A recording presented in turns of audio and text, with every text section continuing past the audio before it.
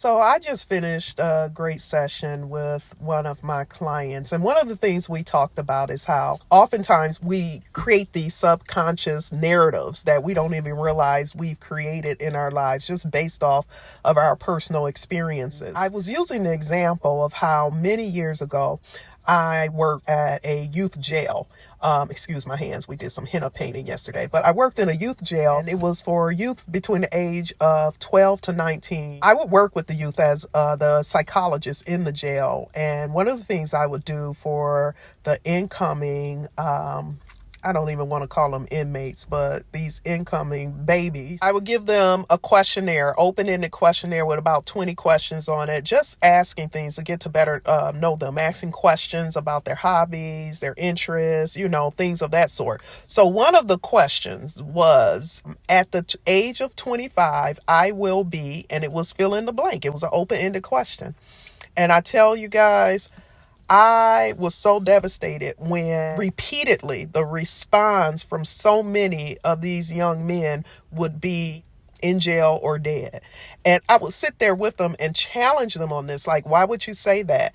And then I realized after they would look at me like, is this such a shock to you, that this was the reality for so many of them. For so many of them, the majority of their peers who were 25 were either dead or in jail. So eventually I stopped challenging them on their response. Instead, I started just providing them with different ways that they can change that narrative for themselves so that wouldn't have to become their reality. And I will use that example so often, all the while not realizing that I too was carrying some subconscious narrative that relates to my own longevity. As someone who lost both parents, what I consider to be an early age, my father having a massive stroke when he was 36. And though he lived many years after that, thanks to the great caregiving of my mom, he was never the same, with dementia requiring 24-hour around-the-clock care, and we losing him at the age of 55, and my mom subsequently having her own stroke at the age of 55. No doubt the wear and tear of caregiving contributed,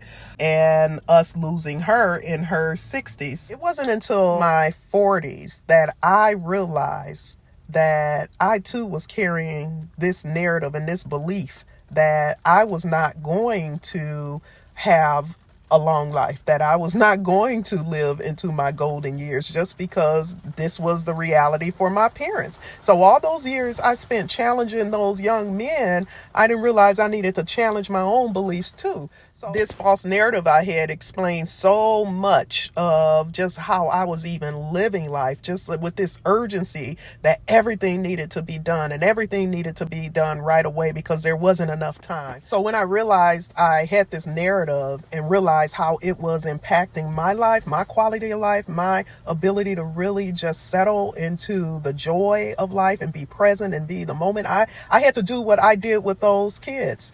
I had to start really challenging myself to change the narrative and reminding myself that there was so much more awareness and knowledge that I had about health and stress management and diet and all those things that I know I can do and do now to help prevent the fate that was my parents, to help prevent that from being my fate. Having that session today just really had me reflecting, and I just wanted to come share this story with you guys and ask you all, what false narrative are you carrying from your early experiences in life, from what you saw was the reality of your life, that is robbing you of the life that's potentially waiting for you? For myself, challenging that narrative has made such a huge difference in my life. I'm more able to be present. I'm more able to just allow myself to be in the flow of life. I'm more able to be patient. We can't always control the experiences that shaped us, but we can absolutely control the story that we live by now.